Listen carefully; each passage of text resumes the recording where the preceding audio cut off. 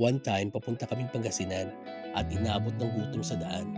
At buti lang napakahusay ni Hyatt sa paggawa ng itinerary at maghanap ng biglang stopovers na bukod sa swak sa budget ay masarap.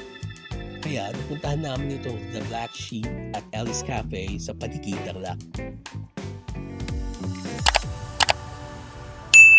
As someone who enjoys driving, kadalasan nakakalimutan ko ang gutom. Basta may nakikitang magandang view at malalawak na kalsada. Kaya nga umaasa ako kay Hyatt kung saan kami titigil, kakain at magsa-stopover. There are only a few instances na di kami nag-agree sa restaurants na kinainan namin. At itong The Black Sheep at Alice Cafe ang isa sa mga pinaka-memorable ko na restaurant na tinigilan. Iba kasi ang take nila sa usual Filipino cuisine at desserts.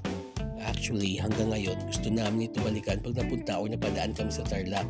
The food they serve ay akma sa panlasa naming tatlo, and our daughter is a bit of a picky eater. I would say this restaurant is one of the best we have had a chance to visit. The spice was not overpowering, their food not overly sweet, salty, or sour. It's just that. Masarap. Period. Nakakadagdag pa na napakaganda sa loob ng restaurant.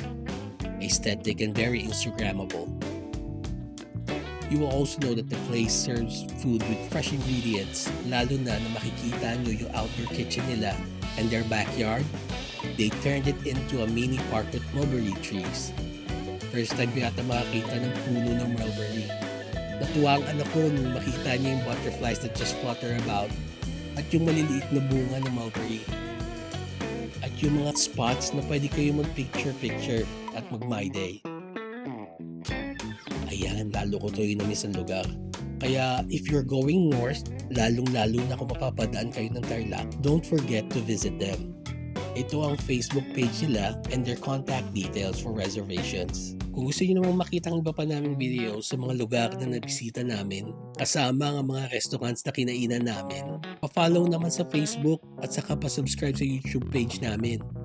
Libre siya mga kaps. Salamat! So ano, let's go na?